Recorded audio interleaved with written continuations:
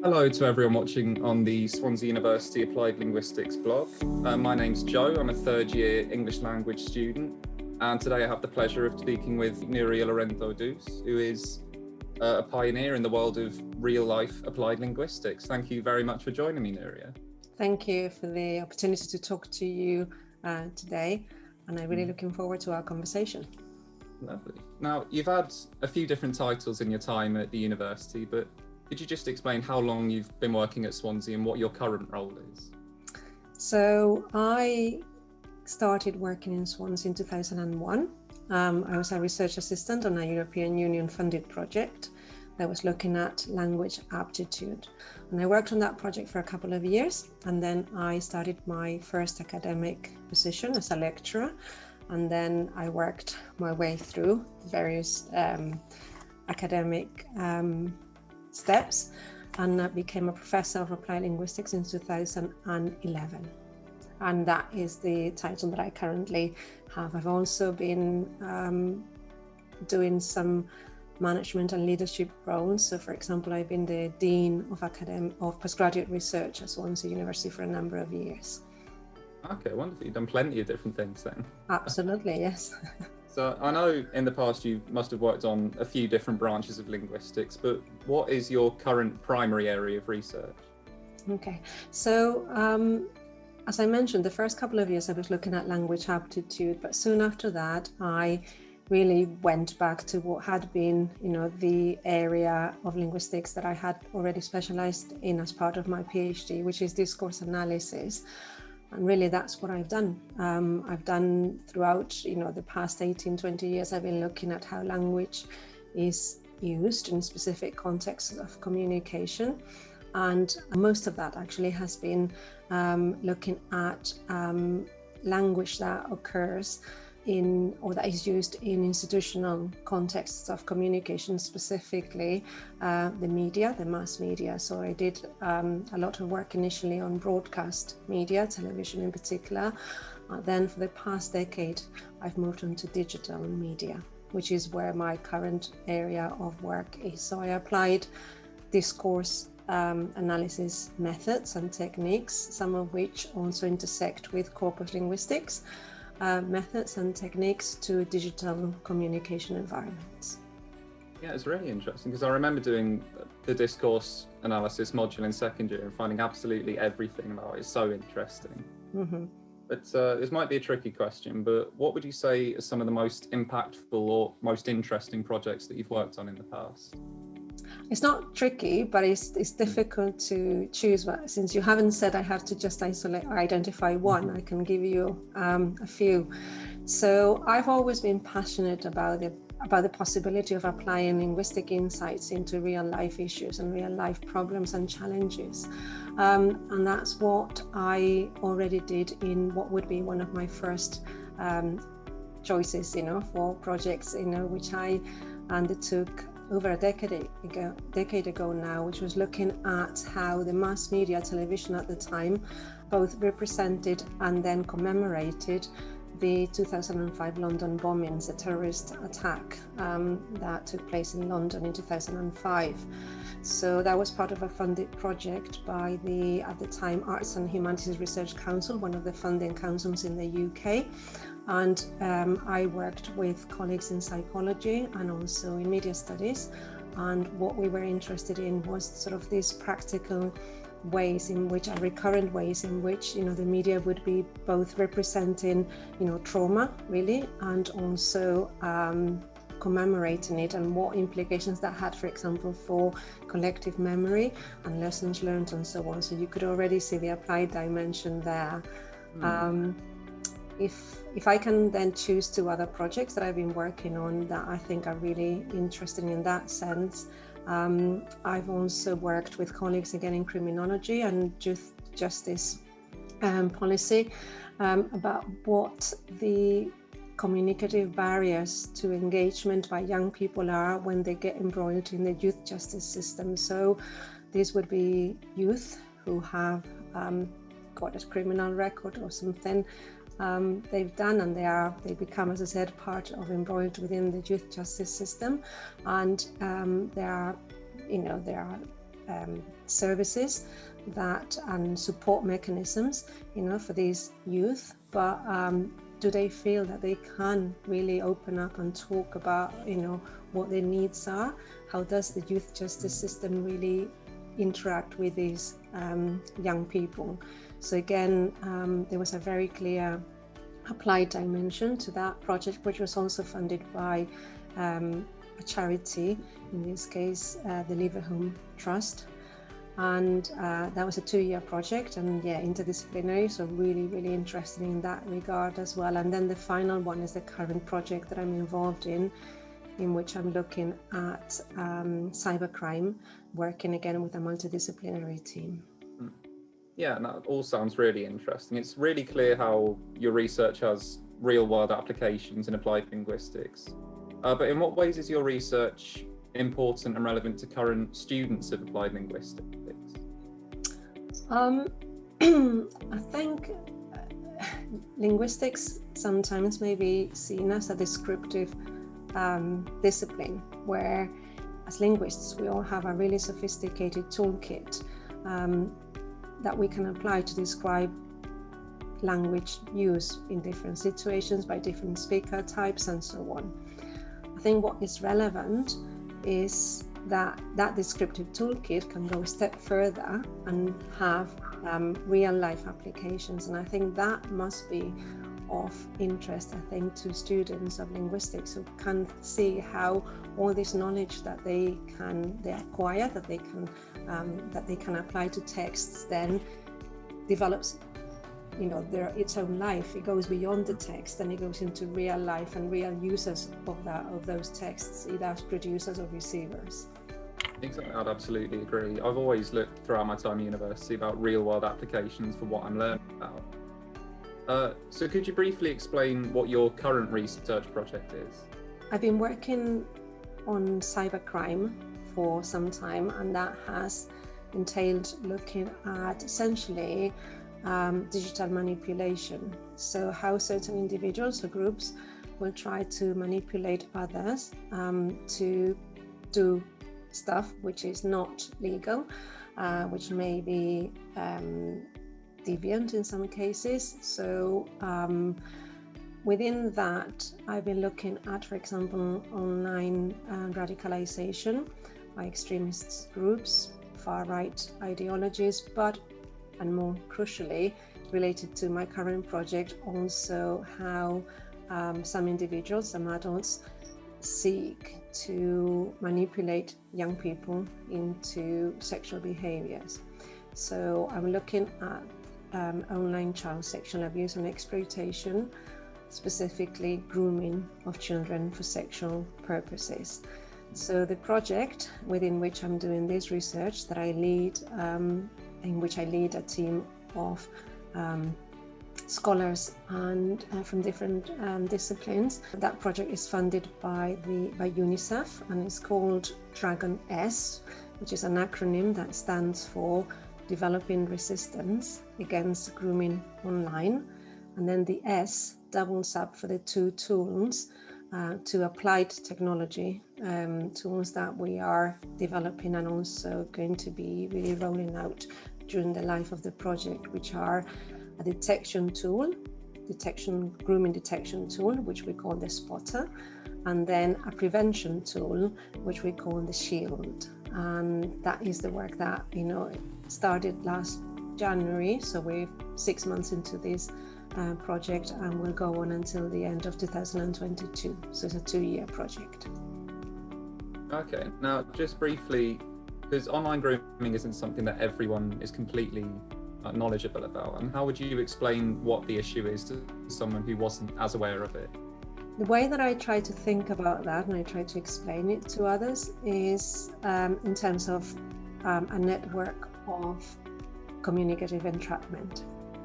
So when we think about online grooming, we need to think about how an individual will use language and other semiotic modes, will use images, videos, anything that they can use through technology in order to get a minor to engage in sexual activity or sexual behavior online, and at times also offline.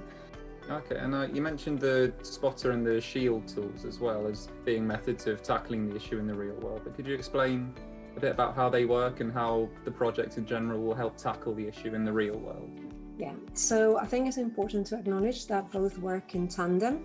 So I didn't want to work on a project that only looked at detection and didn't think about prevention. So it's important that both tools operate alongside each other. The detection tool, the spotter, uses linguistic knowledge and artificial intelligence. So it synergizes linguistics and artificial intelligence to create a set of complex algorithms that can then be used by law enforcement to detect signs of grooming. So a suspicion score that a given conversation is likely to contain grooming. Not only that, it also tells you why, which is really critical in the field of artificial intelligence, and it gets us beyond this idea of the black box, and it's more into explainable AI, and within which linguistics is critical, is crucial, to that ability to explain and provide some trust in why a certain decision has been arrived at by the machine. So it will be the spotter therefore tells you this conversation is likely to contain grooming, but it also tells you it's likely to contain grooming because look, this tactic is being used, this tactic is being used, this other tactic is being used. All those tactics are linguistically derived, and that's where my work and the work of the team, the linguistics team within the project, belongs. And then that's what the tool is meant to be, and will help law enforcement. It will never replace a human decision making. Is a support tool that will speed and make more efficient the work that professionals do, on the day-to-day jobs. That's for the spotter. The shield, however, is a learning portal, if you like, an interactive learning portal, and it has a chatbot embedded within it. And that learning portal is meant to be supporting professionals who have child safeguarding roles. So it's not a learning portal for children, for parents, it's for professionals, such as, for example, in the UK would be within schools, there would be some designated jobs, where they need sort of digital officers, digital safeguarding officers, but also social workers, and also some other aspects of law enforcement would also be using, some other professionals within law enforcement would also be using the tool. And what it does, it provides really detailed, but, easy to understand knowledge about how grooming works communicatively from the offender's perspective, but also from the children's perspective. And that's what was also so novel about this shield, because it does really place the child's, perspective at the core, at the center of what the process really entails. So that's the shield, which helps on the prevention side of things. By equipping, upskilling professionals who can then again make informed decisions. So this never replaces, professionals. And then you've got the spotter, which is more geared towards the detection side of things. Yeah, it's really interesting you mentioned how the shield places so much emphasis on the child's experience through the whole process as well. It's similar to what you said about young offenders and how their perspectives need to be more emphasized upon. Now, are there any other ways in which previous work or projects that you've kind of influenced the way you work on this one? Yes, the whole thinking behind sort of the grooming as a communicative process is really influenced by a trajectory of looking at language in use and looking at persuasion and manipulation across contexts. So I think I mentioned as well that I worked on jihadi propaganda, and I was looking at, hang on a minute, this is how these guys try and convince somebody to join their cause. And then I was looking at far-right groups and thinking, well, there are some similarities here, but there are also some nuances.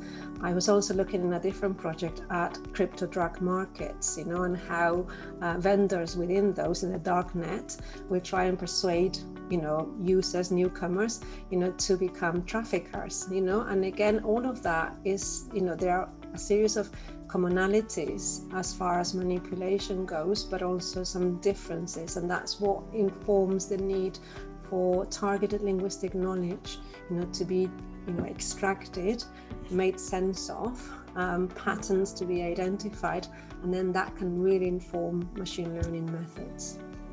And yeah, that's another thing I wanted to ask you about, this process of identifying linguistic patterns and language usage. What was the process like for identifying that, and what linguistic skills did you need to use for that process?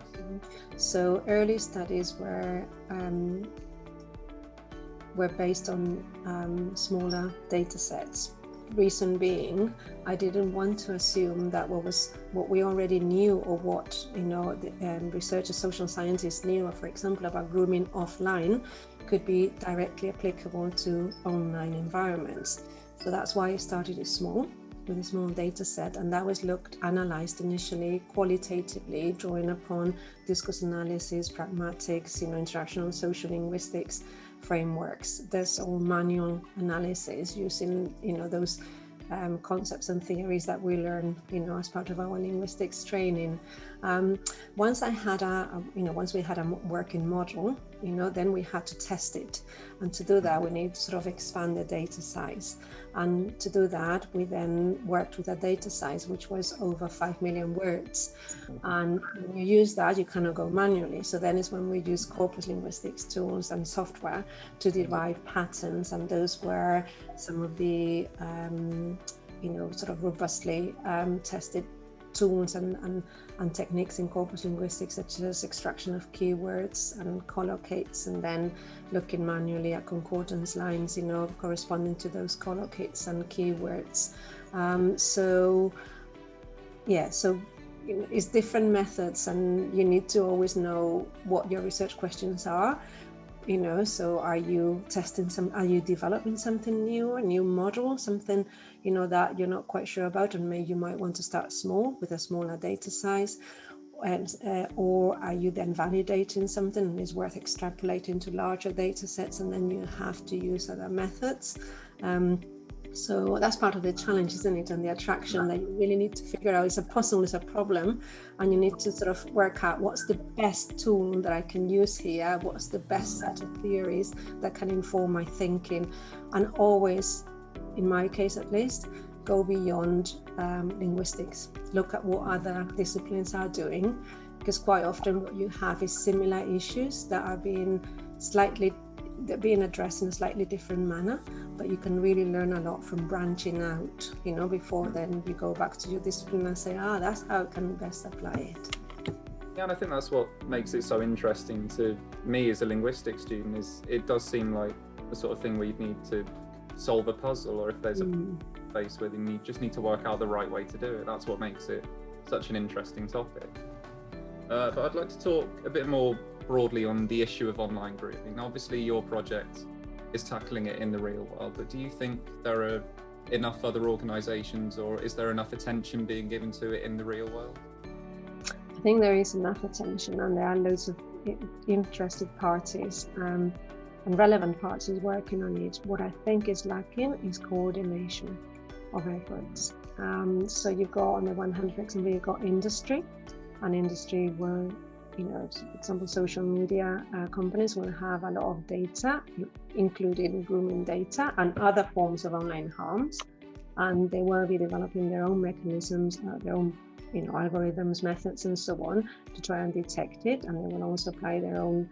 They'll have departments within those companies that will look at prevention solutions and so on. Then you've got maybe government doing similar work. Then you've got companies, digital and technology companies, doing that, and doing that at a cost. Then you've got academia, working on that as well. Colleagues, myself and colleagues that I work with, and also across many institutions. And yes, you do have quite a lot of brain power behind that, and quite a lot of resource. But in terms of sharing best practice, sharing data, to be able to derive, more sophisticated interventions, that's where I think the issue lies primarily. Would you say that your project is sort of helping in creating more coordination between? Yes, I mean, the project has a number of academics, both within the research and development core team, but also we have an extensive advisory network, which comprises world-leading scholars in linguistics, psychology, criminology, artificial intelligence. And then we also have many non-academic stakeholders, so we work with the third sector, with charities, the UK, for example, MSPCC, Mary Collins Foundation, but also charities in New Zealand and other countries. The project has targeted 5 English-speaking countries, so the UK, the USA, Canada, New Zealand, and Australia, and that's what we're doing. We're sort of also connecting, all this knowledge, globally, because we're funded by UNICEF, a program which is called End to Violence. Every year they issue a call for funding and they award a number of projects, and then there's a real emphasis in connecting everybody who has received funding. So suddenly what you experience is that this sort of amazing global network, that you can tap into for knowledge, for, sharing best, but also for raising issues that you also experiencing this problem, what's your solution for this issue. So I think the project, contributes, to thinking collectively, for what ultimately is actually a collective global challenge, rather than a challenge that affects just one society or let alone one country. And exactly, I think that's what's so wholesome about this project, is that when you're working with charitable stakeholders, it's not like everyone's trying to profit from one project. It's like everyone's working together to science. Yeah. So you mentioned the project has like a set end date in 2022, but do you see it developing any further after that, or hopefully one clear, or to my mind, logical next step is developing the technology in other languages. But also the spotter at the moment has got specific functionality, which I mentioned is to do with law enforcement, but there are other users who benefit from the technology, so you can then work on that side of things. Same thing for the Shield. We're looking at professionals, but other individuals and groups could benefit from that. Parents, the average citizen, young people, so there's a lot of good work that can be done, following on from this project. Absolutely. I mean, it's so wonderful and interesting, everything you've been talking about, and it's so lovely to see someone from Swansea University doing so much good work for the rest of the world, basically. That's everything I wanted to ask you about. It's all been so interesting to listen to. Thank you so much for joining me. No, thank you very much for the time and the opportunity. I think it's one of the privileges of working in universities, that you do get the opportunity to talk to really bright minds, who are keen and eager to do research. And I think as linguists, we are central to solving a number of global challenges, not on our own, but working collaboratively across disciplines. And that's why I think being a linguist and being a linguistics researcher is so rewarding. And thank you very much for your time today. Yeah, that's great. And thank you for everyone watching on the Applied Linguistics blog. If you are watching here, there'll be links below this video to all of Nuria's projects and to the Dragoness project if you want to learn more about it. But other than that, thanks very much for watching.